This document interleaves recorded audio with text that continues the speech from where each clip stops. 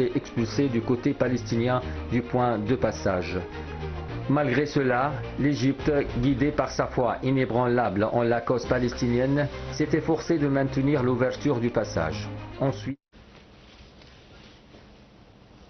nous rejoint par téléphone à présent, par Zoom à présent, chers téléspectateurs, M. Rizk Shahata, qui est analyste politique. Bonjour. Bonjour, merci pour votre invitation. Merci et bienvenue. Alors premièrement, quand on parle de la situation actuelle dans la bande de Gaza, quel est le contexte actuel du retour des Palestiniens à Gaza, notamment en termes de déplacement de population et des droits de réfugiés, surtout avec l'armée israélienne qui parle de retrait de 53% de la bande de Gaza, mais reste positionnée sur des renforts et des postes clés pour l'armée, pour contrôler la bande de Gaza.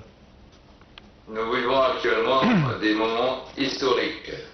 C'est le fruit du travail de plusieurs pays et plusieurs personnes, mais c'est surtout le rôle principal et le rôle de toujours de notre pays, l'Égypte, oui, qui a renversé complètement cette situation et qui a résisté à toutes les pressions très dures des États-Unis et d'Israël, et elle a reçu quand même à imposer sa volonté. Et c'est des moments vraiment, il y a beaucoup d'émotions.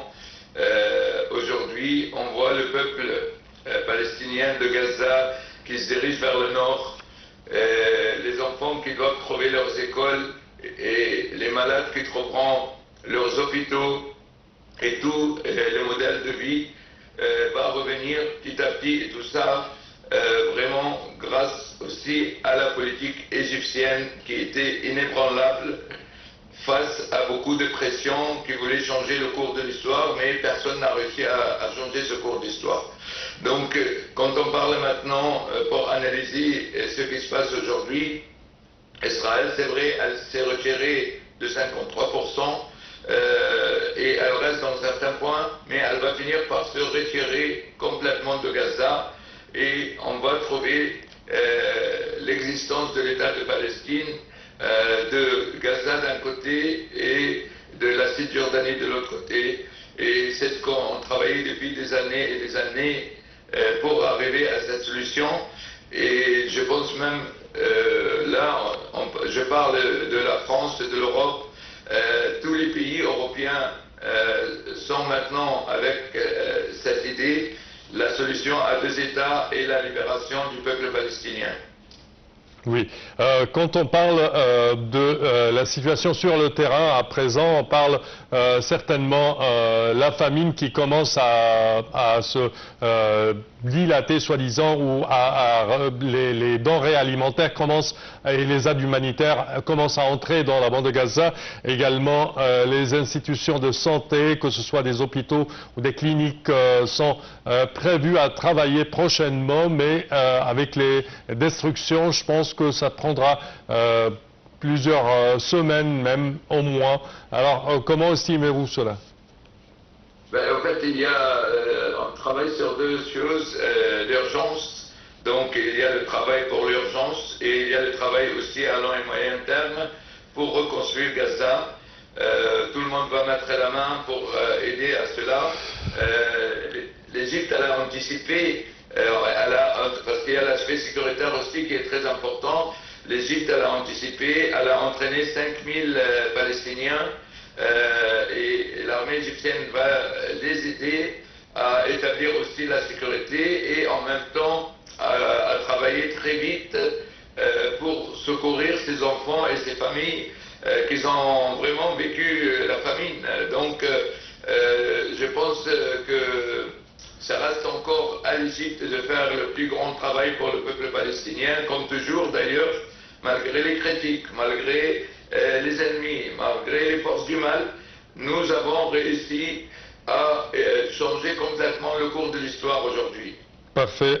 Monsieur Lestre, également, quand on parle du rôle de l'Égypte, on doit mentionner, comme vous venez de le dire, le rôle de la diplomatie égyptienne, surtout avec ces négociations qui ont été, l'Égypte a invité les côtés israéliens et palestiniens et certainement avec la médiation des États-Unis et du Qatar à Sharm el-Sheikh pour aboutir à un règlement de ce conflit. Alors, comment voyez-vous le rôle de l'Égypte dans cette dernière phase pour aboutir à un cessez-le-feu? Tout simplement, le rôle d'Égypte, c'était le rôle stratégique dans cette histoire.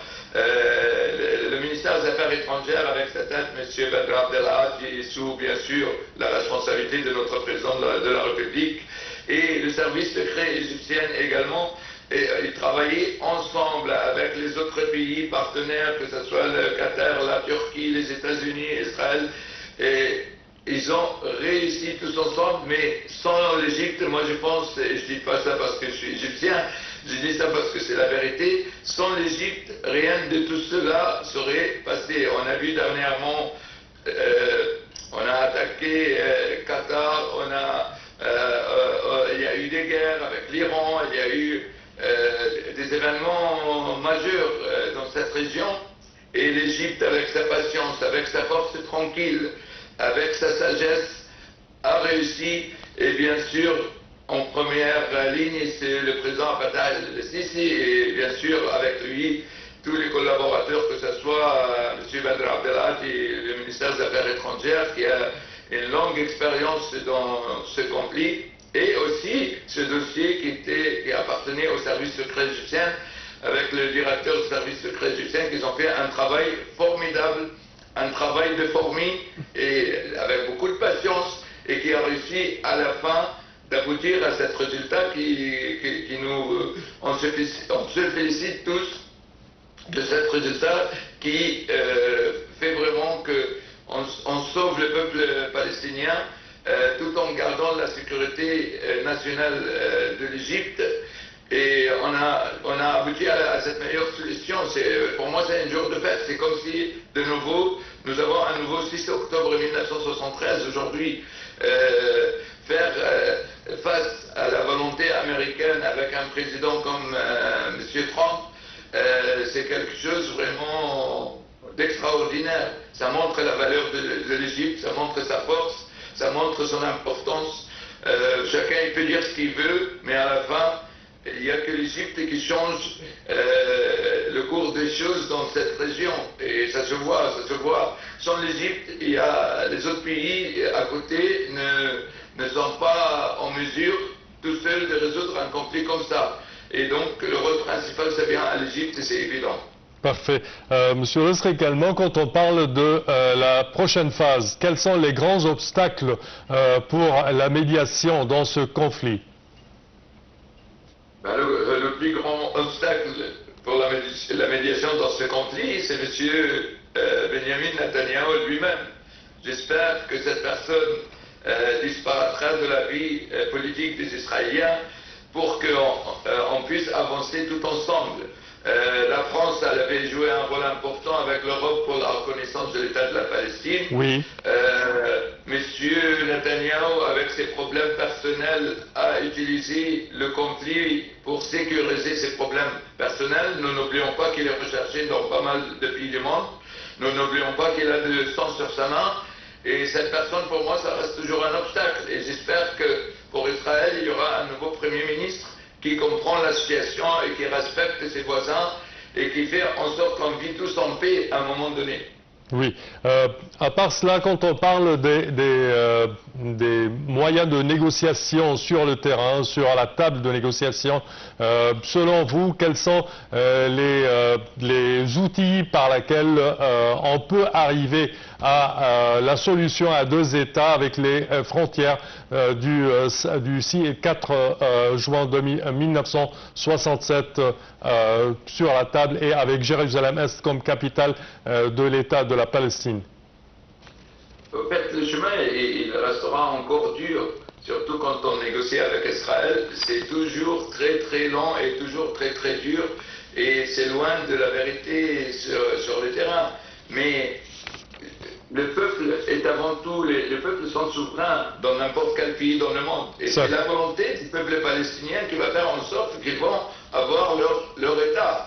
Et c'est certain. Bon, il faut aussi assurer pour la sécurité de tout le monde Je pense que la force arabe qui va intervenir avec l'armée égyptienne, l'armée saoudienne, l'armée des Émirats, va jouer un rôle important pour la sécurité, pour ne laisser aucun prétexte à l'adversaire, ne laisser aucun prétexte. Je dis l'adversaire aujourd'hui, je ne dis pas l'ennemi, comme était le cas il y a quelques jours. Mais je pense que cette force va aider le peuple palestinien à se construire, à trouver ses représentants, et pour que le peuple palestinien, c'est lui qui sera souverain et qui va trouver son représentant qui va le diriger, et c'est ça qui va faire avec une vue que voilà, nous avons notre État et nous devons vivre en paix, en sécurité, à côté d'Israël et à côté des pays de la région. Et la sécurité, elle va jouer un rôle important pour éviter tout prétexte. Parfait, Monsieur Rizk Shehata, je tiens à vous remercier énormément de vos explications. Merci à vous. Je répète que vous êtes analyste politique. À présent, chers téléspectateurs, nous passons à ce commentaire concernant les pertes dans la bande de Gaza, les pertes initiales estimées à 70 milliards de dollars à Gaza du fait de la destruction israélienne d'après le gouvernement. Le gouvernement de Gaza a annoncé vendredi 10 octobre que le montant des pertes initiales pour tous les secteurs vitaux à Gaza sont estimés à 70 milliards de dollars après 2 ans de génocide par Israël lors d'une conférence de presse tenue à Deir el-Balah dans le centre de Gaza. Le gouvernement de Gaza vise à un plan urgent pour la reconstruction complète de la bande de Gaza selon un mécanisme transparent. Pour plus de détails, voici un commentaire. Le gouvernement de Gaza a annoncé vendredi 10 octobre que le montant des pertes initiales pour tous les secteurs vitaux à Gaza sont estimés à 70 milliards de dollars après 2 ans de génocide par Israël lors d'une conférence de presse tenue à Deir el-Balah dans le centre de Gaza. Le gouvernement de Gaza demande un plan urgent pour la reconstruction complète selon un mécanisme transparent. 90% de l'infrastructure à Gaza a été détruite par les frappes des forces d'occupation. Plus de 200 000 tonnes d'explosifs ont été lâchées sur l'enclave, a dit le directeur